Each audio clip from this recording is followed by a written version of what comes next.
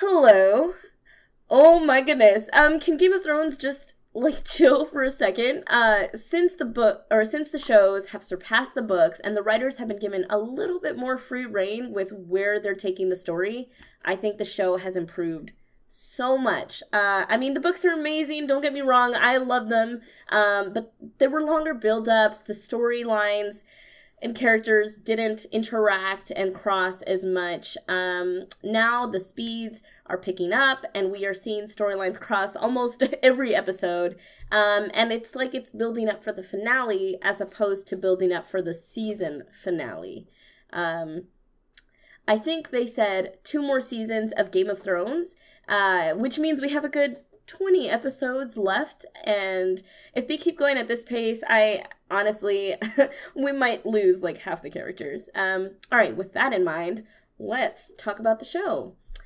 We see that Littlefinger is back, thanks to the previous Leon, which is exciting. He is clever, he's cunning, cutthroat, bloodthirsty. Okay, maybe not bloodthirsty, but he is constantly changing the game in his favor. So, just like for funsies, and see Sansa and Ramsay's relationship. Lady Sansa, welcome.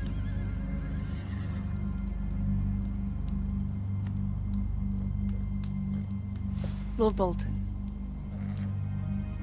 May I introduce my son, Ramsay Bolton? Okay, we start off at the wall with the symbolic passing on of Lord Mormont's sword to the hands of Dolorous Ed. He says what I was bitching about last week about how this is the worst time to leave the watch and go south. And then the gates open and I wasn't crying. Everybody else was crying. It's the first time that the siblings have, seen each other in years, and it was just, they hug, and it was amazing. I'm so happy to see them back together again. The lone wolf dies, but the pack survives, so that's good. It's good. And then the man bun, the sexiest man bun of all time, makes an appearance.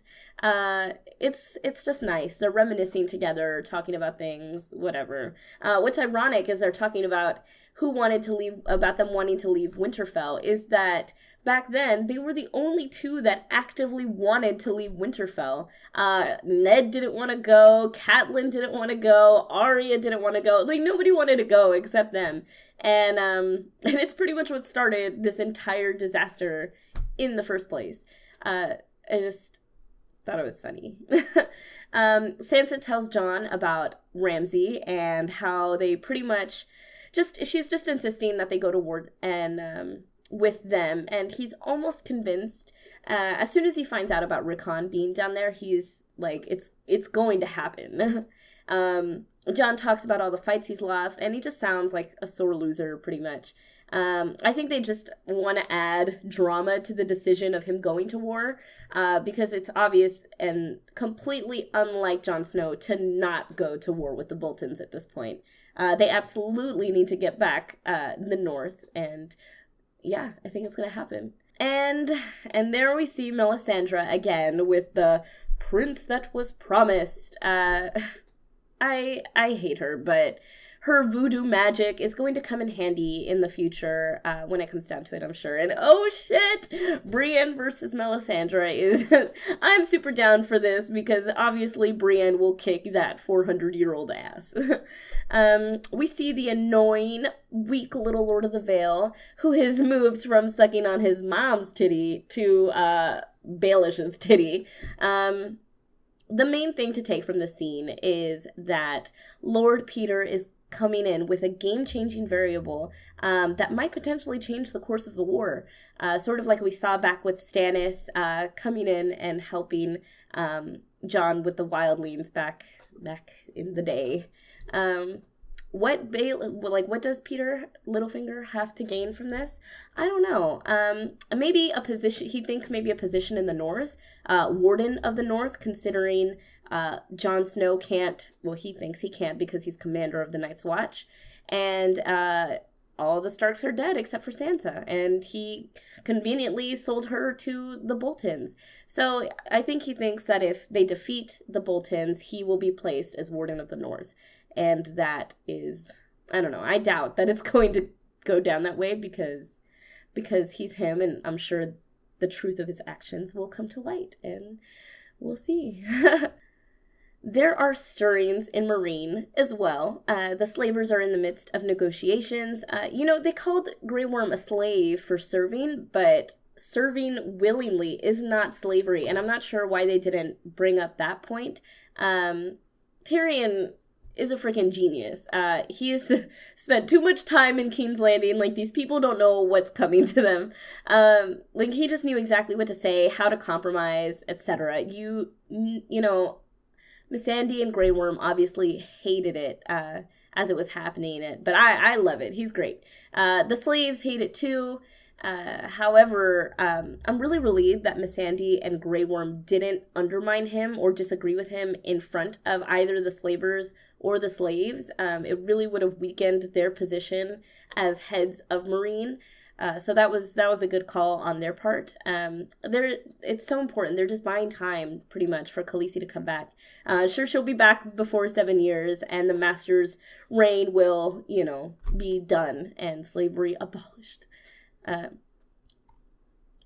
So Jorah and Daario are hiking, and Daario is so annoying. I don't want to fight you, Jorah the Animal. Yeah, you're the one instigating, you dick. I was hoping that Jorah would, save his ass in a turn of events, and, the grayscale is spreading and looks really gross. I bet if the Dothraki do find him, they would either kill him on the spot, and, if they see the grayscale, they might leave him alone and see him as a leper or somebody who's already doomed and not worthy of their swords. Maybe it'll dirty their, I don't know, some superstitious stuff. That's what I was thinking as they were going into this. I thought that's what was going to happen. But I was wrong. Pobrecito Jorah, he's just too old and weak to fight like this, and what I thought was, what I wanted to happen didn't happen, and instead it was Daario who did the saving instead. It was fitting, I suppose, but whatever. And also, how many times do you need to bash somebody's head? Just, honestly, come on. Daenerys is just so smart. She zeroed in on a really easy target and just ran with it. She's such a good leader. I love how she barely reacted when Jorah and Daario showed up. She's just immediately sprung into action and just okay, guys, she was expecting it. It was such a badass. Speaking of badasses, Marjorie still looks better than I do on a good day. The Sparrow pretty much explains capitalism and how it's tied to materialism. It's an important message, but he's still a psycho-radical and whatever. Marjorie is smart, and she's unbroken by all of this nonsense. Loras, on the other hand, is just done, shattered, weak, pathetic. How anybody can call sexism on this show is just insane to me. I mean, just look, all of the women are the ones holding it together, and all the men are just falling apart. So, what? It's almost like they had to compensate from last season when everybody was whining and complaining about it, but whatever. Speaking of whining, Tommen whines to his mom about Marjorie, and I wasn't entirely sure why Cersei at first decided to step in on behalf of Marjorie, but then I realized it was obvious, her obvious in to get back into the good graces of everybody and start plotting. Pretty much it's her best bet on getting rid of the High Sparrow. And she's right, Marjorie would do it for Loras, if they convinced her, if you end it, Loras is asking her to end it, and if that's what they asked of her, I think she would have done it. So we're gonna have a full-on peasant versus army revolution soon, Civil War sort of thing. this is gonna be interesting. I wonder if we're gonna lose either Tamen or Lancel in this fight. I kind of see that could be where they're going, but the Reigns of Castamere start playing in the background, and that's always a good sign for the Lannisters, obviously. Theon is home already, and like, gosh, it's happening so fast. Normally that would have taken 3 seasons. I'm super sad for him. I mean, okay, I get it. Yeah, he's broken and he was pathetic and he totally screwed you over, but Jesus, Yara, like, Ramsay put him through the ringer. I mean, you saw what happened. You know, she could be a little less harsh on him. I'm not sure if having Theon speak on her behalf at the King's Moot is the best idea, because obviously, just like she said, they don't respect him. They never respected him, and now even worse that they know what happened to him. So honestly, I think it will backfire and pretty much guarantee Euron Greyjoy the throne. So I think that's, yeah. We've seen Ramsay with an apple, filleting an apple. What's the symbolism there? I mean, in some cases, apples and fruits mean abundance and, harvest and whatever. Obviously, in this case, I think it's more sin, the fall of man, and pretty much every bad thing that could be associated with apples. And then we lose Asha, which sucked. Hopefully we get spared Rickon torture scenes, because I can't handle any more of Ramsay's bullshit. Like, this, it's just, like, give us a break with him. I mean, I get it, you're trying to make us hate us, but enough. And then just the Mastodon and Brienne coming together. Absolutely, yes. I didn't know I wanted it until I saw this. He's the only man who would respect her for all the woman that she is and be able to handle it. And I just, I need it. I love it. I want it. I ship it. It's done. Yes. And then everything got really dark with the letter from Ramses, which is written in a sort of Dr. Seussy, like, riddle-ish kind of way. I don't know, it was weird. Yeah, I knew the Rickon thing was going to trigger it. I didn't think it was going to happen this soon, but here it is. But yes, this war is going to be badass. Probably a season finale, maybe? I don't know. And then... Again, these episodes are going super... I can't stop saying it, because all of this stuff I thought would drag on this entire season. Like, especially the Khaleesi and... what's it called? The Khaleesi and versus Cal scene, if that's what you want to say it. But yeah, I love how they're just like, yeah, but horses when it comes to trading them. It's so funny. There's such simple men, simple-minded. And then she did the language thing again, which she always does. It's fascinating, really. You can clearly tell the sort of subtle power moves here. I mean, not only does she break the formality just standing right in front of them sort of thing, she positions herself, like, moves around, walks away, talks with confidence, places herself above them, and then belittles their manhood, which is the worst thing you could do to any Dothraki male. And obviously it doesn't work. Like, they don't fall for it, but that's okay, because fire. And pro tip, fire does not kill the dragon. See, I thought she would need a dragon. I thought Drogon was going to come, but, like, nah, she is the dragon. I doubt I need to spell out the obvious parallel between this scene and the first scene, or that this happened in in season 1. Only this time, instead of just a few dozen people in her Khalasar, she wiped out all of the cows in Vaes Dothrak and claimed all of their Khalasars.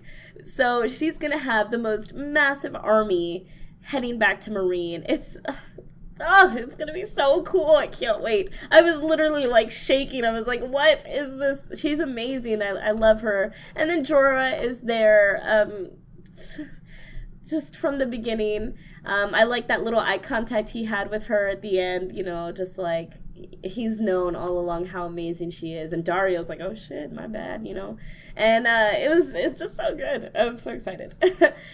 This whole season has been full of highs. It's nuts. I thought Jon Snow coming back was gonna be the highest of the season, but nope. No, it just keeps escalating, keeps building momentum. I sense a war in the north this season, maybe the claiming of Meereen as well. Shit, it's only episode 4, and so many things are set up for just a huge battle sequence. And then I think season 7 we'll see Khaleesi conquer Westeros, and then season 8, the battle for Middle-earth. No, just kidding. The battle for Westeros, and it'll be the White Walkers versus mankind, united under a true king and queen and their trusty advisors. The Song of Ice and Fire. One can only hope. Either way, it looks like we have nothing to worry about as far as action goes. There's much left to see, much left to contemplate. These are just some of my theories and musings and excitement and word vomit. I hope that you found it a little bit informative, and if not, at the very least, it was relatable. You can check me out on all the other things, like Instagram and Twitter and Twitch, and of course, leave a like and subscribe if you liked the content. And I will see you all next week for who knows what's next. Bye!